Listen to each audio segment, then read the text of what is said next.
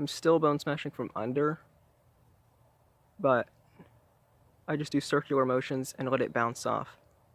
He got kind of hunter eyes from staring at the sun, but not directly, just kind of almost, so that his eyes just kind of need to kind of get smaller, get more deep in the skull, and can't really make this forward prey look, because you can't make this when you watch almost in the sun, because yeah, the sun will demolish your prey eyes.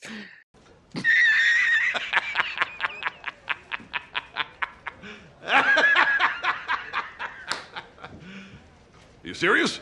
I get questioned a lot by people reaching out to me on Instagram or clients I have worked with how to achieve a hunter-eyed look or how to change my eye shape making it more compact. And man, it's not an easy question to answer because I'm about to debunk a lot of myths about these eye shape changing exercises alongside with other methods. Because I don't want men out there to waste their time doing these exercises without any results. I care, and I would rather have them do other realistic methods that will actually improve the eyes in general. If you want to get your face rated by me with personalized Looksmaxxing advice, link will be down in the description. Without further ado, let's get this video started. It comes as no surprise that everyone and their mothers want hunter eyes, because they are rare, highly attractive, and desirable. I think people who practice these facial exercises genuinely do not know what gives the eyes their shape and size. So for any new viewers who might not know, I'm gonna explain it in a simple manner. The eyes are determined by many factors. First of all, the eye orbit. You know, the bone which sockets the eye. For people who have compact hunter eyes or not, they usually have strong, compact and squared orbits. This plays a big role. If your orbitals are bigger, rounder and shallower, then you are most likely to have prey eyes. Keep in mind that there are some people out there with relatively large orbits, but they still have hunter eyes. It goes to show you that it's not as simple as it seems. Another big factor that plays a role on how your eye looks is your maxilla. If you have a flat and developed maxilla, then there is no support for the eye area, resulting in scleral show, which can make you look tired all the time. So a forwardly grown maxilla is necessary to provide the support that the eye needs. And the final factor that determines what your eyes look like are genetics. No brainer. The genetics will determine the canthal tilt, the eye color and the eye shape. So it's a mix of the big three. Now let's move on to the actual hunter eyes. What makes hunter eye? What are they? First things first, they are deeper set into the skull. They don't protrude. There's barely any amounts of upper eyelid showing because hunter eyes are hooded. They have an extra layer of skin that droops down over the crease. They are vertically wide and horizontally narrow with a positive canthal tilt. A positive canthal tilts occur when the lateral canthus sits higher than the medial canthus. And another thing I noticed is that hunter eyes have a downturned medial canthus. This is the pink part in the corner of your eye closest to your nose. This tilts downwards slightly. So now you understand what determines your eye shape and what hunter eyes are.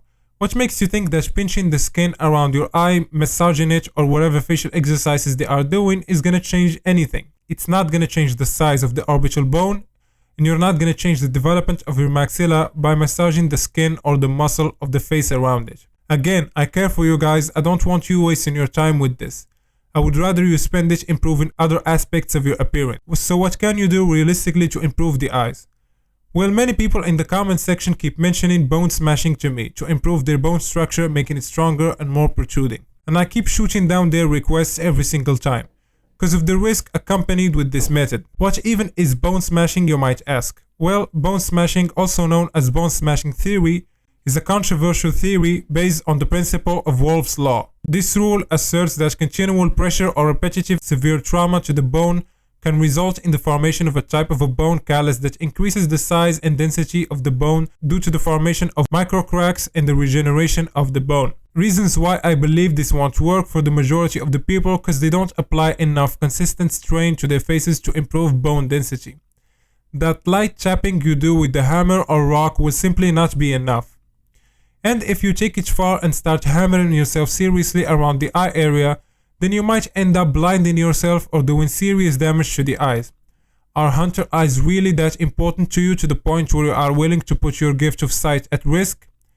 Add to this the risk of screwing up and ending up with asymmetrical bone densities. So this only leaves us with two viable options. You can either stick to mewing or go for plastic surgery. So what is mewing and how to do it? Well, mewing is essentially a simple and proper tongue posture and body posture. This is something that we lost in our way from a nomadic outdoor lifestyle to living in houses. Allergens such as dust and mites have impaired our abilities to breathe through our noses at an early age.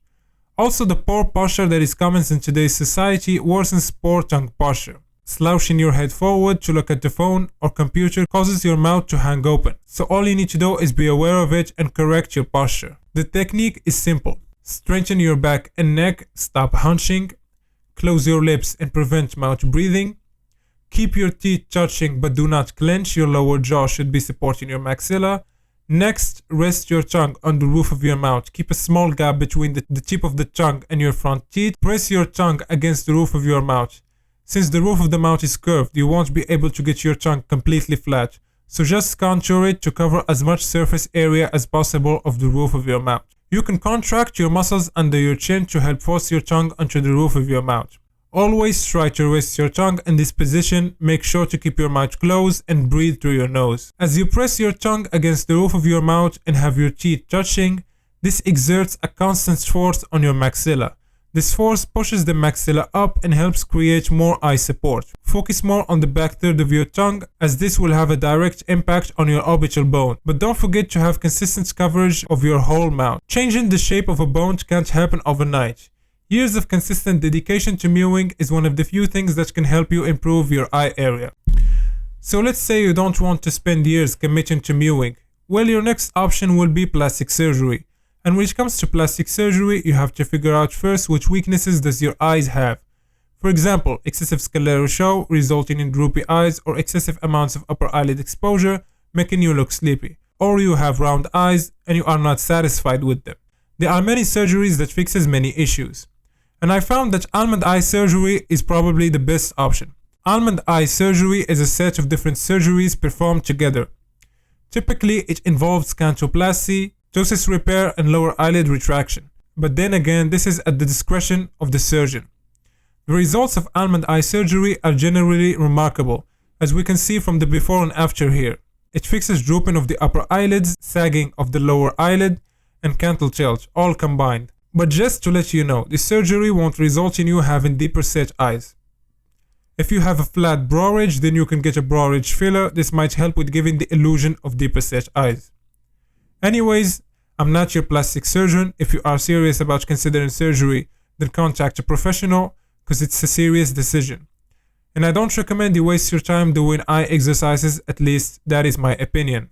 That's it for today's video. Hope you guys enjoyed it. If you want more content like this, then subscribe for more, and like usual, catch you guys in the next one.